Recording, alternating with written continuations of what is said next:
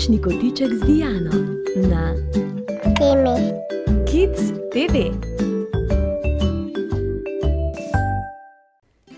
Dober dan, otroci!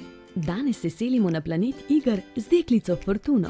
Ta pravljica morda ni primerna za lahko noč, je pa odlična za dobro jutro, dober dan, dober večer. Fortuna, planet iger. Zvedava deklica, vedno nasmejana, malo navihana in prijazna, je prišla iz šole, naredila nalogo, nato pa odšla v kuhinjo. Mami, dolgčas mi je, kaj naj počnem? Je spraševala Fortuna mamo, medtem ko je kuhala kosilo. Dolgčas? Ali te zanima, kako smo se igrali včasih, ko še ni bilo interneta in mobilnih telefonov, igric in modernih risank? Ja, seveda me zanima. Počakaj, grem na podstrešje, kjer v škatli še vedno hranim svoje igrače in spominke iz otroštva.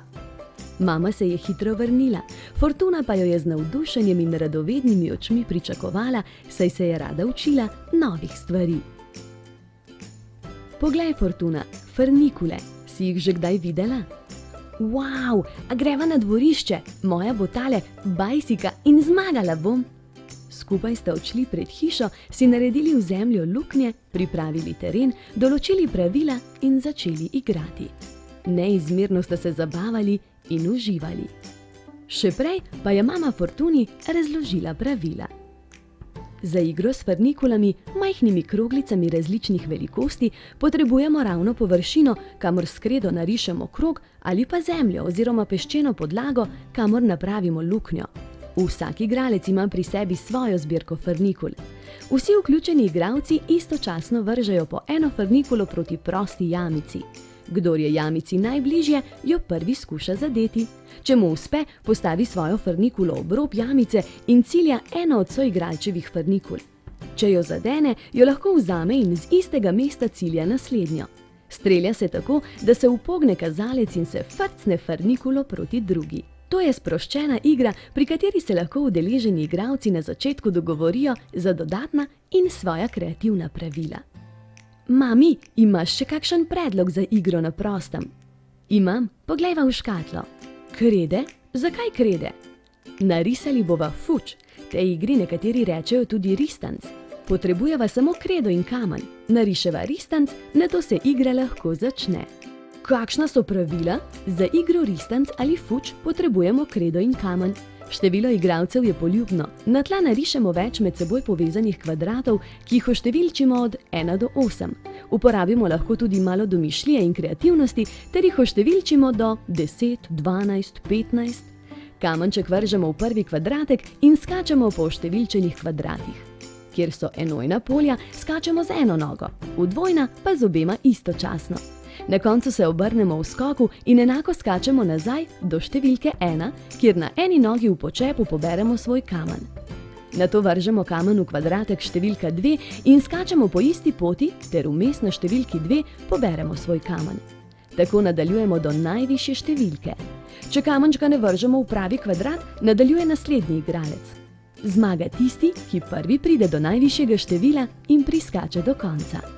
Krede so se zdele Fortuni zelo zanimive in začela je risati krog, saj so se v šoli že igrali igro Kradem zemljo. Mama je bila zelo vesela, da so vse igre iz njene mladosti hčerki všeč. Tokrat je pravila razložila kar Fortuna. Za to igro potrebujemo kredo in palico. Na tla najprej narišemo majhen krog, sonce, okoli njega velik krog, svet, nato označimo države.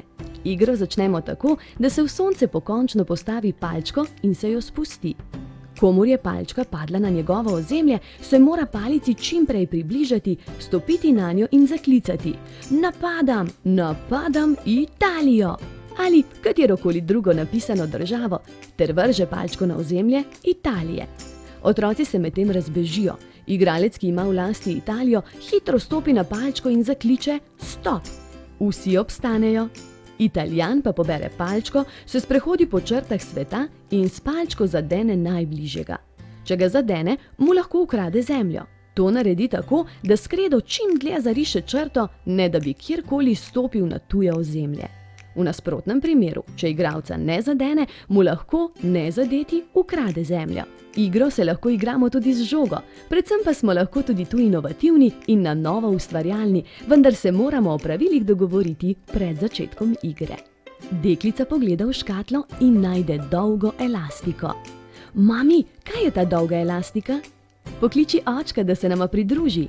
Igrali bomo gumitvist. Očka se je pridružil, mama jima je okrog nog namestila elastiko in že vsa navdušena skakala.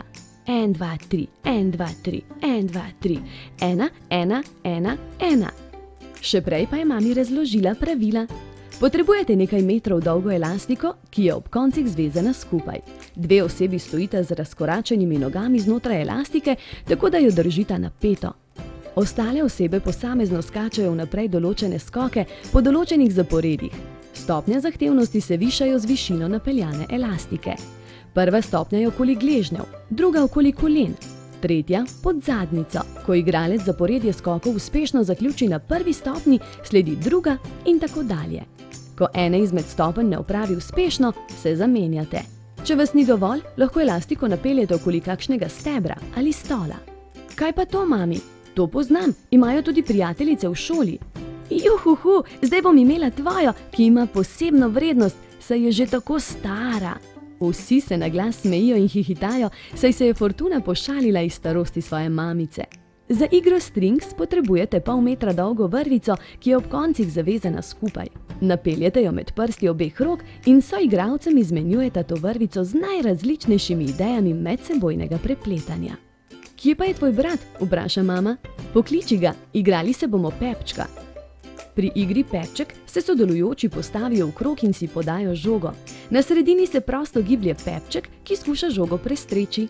Ko se je dotakne, ga zamenja igralec, ki jo je zadnji držal v rokah. Ta igra je zelo preprosta, a izredno priljubljena med otroci in starši. Sonce se bo kmalu skrilo, mami. Še lahko gremo na sprehod z lučkami. Seveda! Otroci imate radi sprehode, zato je lahko pohajkovanje v vaši družbi posebno doživetje. Odpravite se v park ali bližnji gozd, morda ob jezero. V sproščenem in iskrenem pogovoru boste vsi uživali, pa tudi kakšno skrivnost boste izvedeli. Zvečer vzemite s seboj svetilko in čaka vas skrivnostna pravljica. Po napornem in aktivnem dnevu so se zvečer vrnili v hišo. Medtem ko je mama pripravljala večerjo, so se ostali za mizo igrali prstne igre. Ena račka je umrla, ali pojdeš na pogreb? To igro lahko igra več oseb ali vsaj 2. Na mizo ali na kakšno drugo podlago položite roke z iztegnjenimi prsti. Eden se pomika po prstih in zraven šteje oziroma govori s števanko. Ena račka je umrla, ali pojdeš na pogreb? Da, koliko vencev boš nosila? Oseba s prstom, na katerem se izštevanka ustavi, skrije ta prst v dlan. Zmaga tisti, ki prvi pospravi oziroma skrije vse prste. Povečerjali so, se oprhali in Fortuna je v pižami še polna energije k mizi prinesla karte, ki jih je našla v mamini škatli spominov. Mami, prosim, nauči nas še to igro. Obstaja veliko različnih vrst kart in tudi iger, ki jih lahko igramo skupaj z otroki. Najpogostejša je igra s kartami 1. Poznamo pa tudi igre Črni Peter, Vojna, Osel, Lažnivec, Pujsek, za katere potrebujemo različne komplete in vrste kart. Tudi pri igrah s kartami veljajo različna pravila, ki jih je treba pred začetkom dogovoriti in uskladiti. Še vedno pa velja, da sta najpomembnejši zabava in dobra volja. Utrujeni so si umili zobe in skočili v posteljo.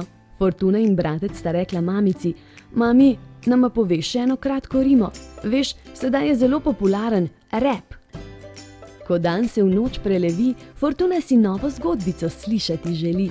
Privije se k mamici in z vedavimi očmi, da se kar iskri, posluša njene pripovedi.